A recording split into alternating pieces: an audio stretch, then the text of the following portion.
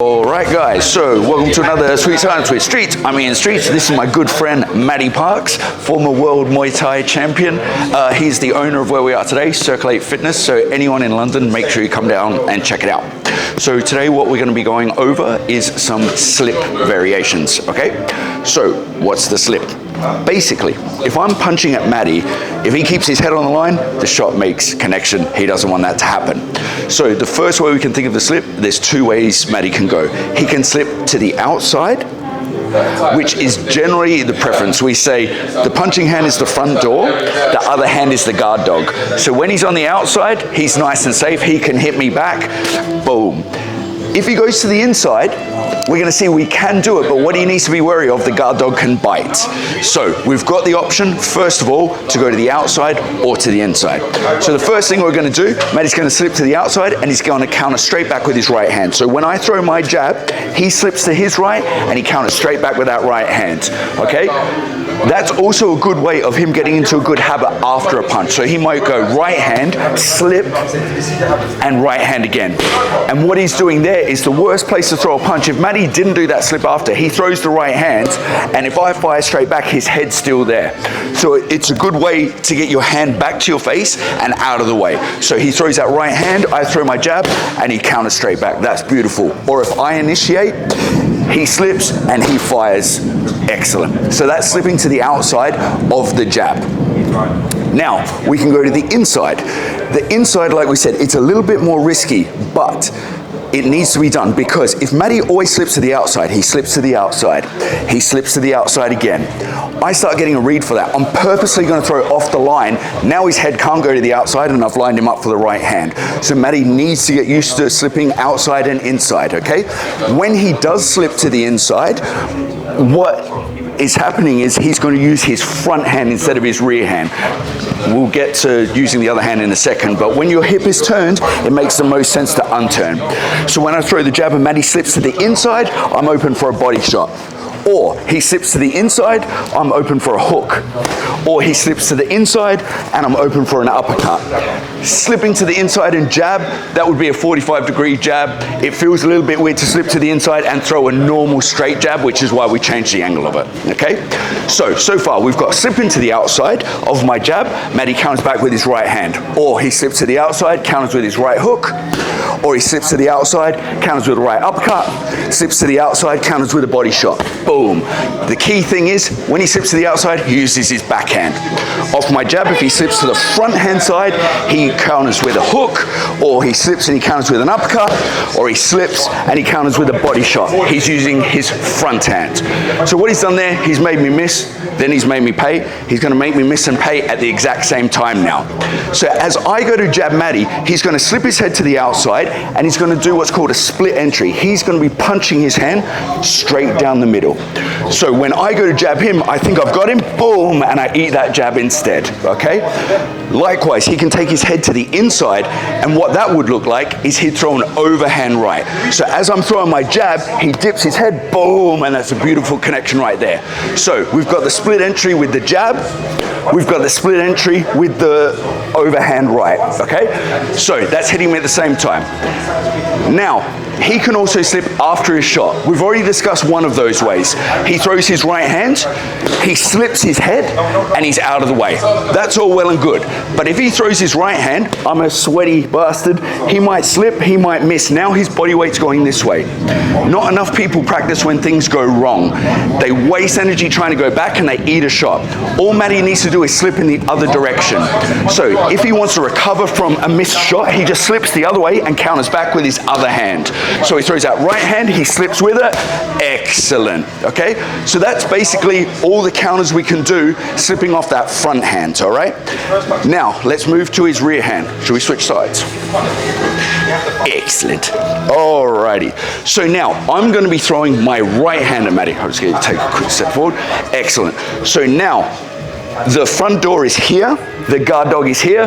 Matty has chosen exactly right. He wants to go to that outside, and now it makes the most sense to counter back with that front hand. Or he counters with the uppercut, or he counters with the body shot. Either way, he's slipping to his left-hand side, so he's using his left-hand side. Or if he wants to go to the inside, this is where it gets a little bit interesting. So we're going to use a little Bernard Hopkins trick if we go to the inside, okay? So when I throw my right hand, what he's going to do is he's going to dip down. And often what we'll do is we'll take a little step in and we'll give him a little something, something with our elbow here, okay? So when I'm trying to sit on my punch, that doubles me up, and he goes straight into his uppercut, okay? Because it can be risky going to the inside. We want to give him something to think about. So when he's going to the inside off my right hand, he comes in, smothers my shot, and he can hit me. Or he comes to the inside, and he's going to hit me with a body shot. Or he comes to the inside, boom, and he hits me with a hook. But either way, when he's slipping, he's giving me a little something with his elbow just to double me up so I can't sit down on that shot, okay? It's a Muay Thai trick. There we go, Muay Thai trick, there you go. Now, and I should also elaborate on that. One thing we can't do that Muay Thai can is we can't go, we can't make it obvious, okay? So that's why we use our feet when we do it. I'm not retracting my elbow and driving in. We're pushing forward when we do that, okay? Very important, thank you for the cue. So, don't want to get you guys disqualified. All right, so now we're going to do it at the exact same time. So if I throw my right hand to Matty, he's going to slip to the outside and he's going to drive his right hand into my head at the exact same time. Boom! So I eat that shot. I think I've got him lined up. I end up eating that punch. Or he can do it to the body. So he can throw exactly that. So that's hitting them at the same time. Going to the inside and throwing the left hand, to be honest, feels a little bit weird. You can throw an overhand left, but it feels weird, I'm not going to lie to you. So for completion's sake, we'll do it. It does feel a bit awkward. So when I throw the right, Matty's going to take his head this way and he's going to throw an overhand left. So he's going to go boom, okay?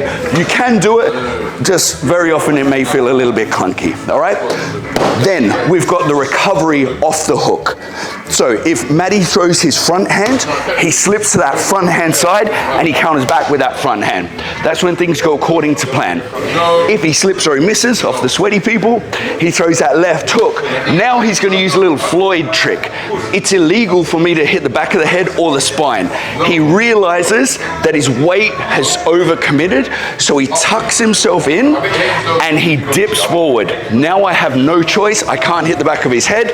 I can't hit here. He might do that little skip in again with the elbow and then give me the uppercut. Boom.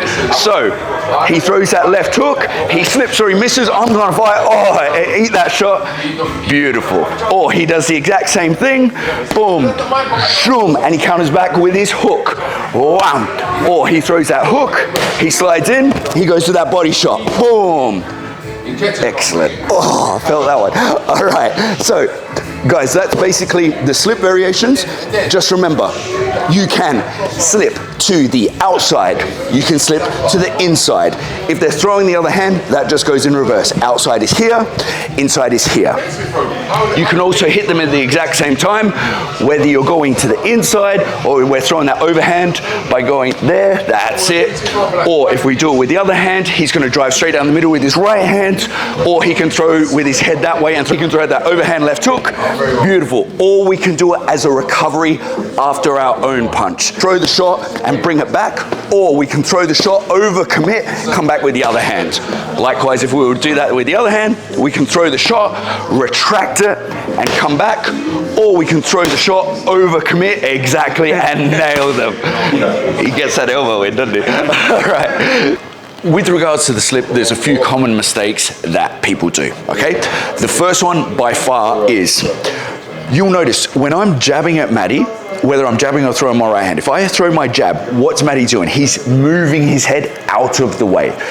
That's what a slip is. What people do is they move their head by twisting. if the shot's coming straight down the middle and we twist, if Matty throws that jab and all I do is twist, I'm still eating that shot. I've moved my head, yeah, but I haven't moved it off the line, okay?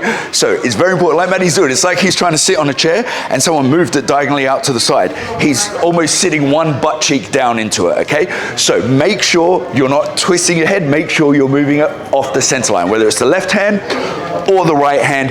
That almost triangular shape is what we're looking for. Show them your opposite shoulder.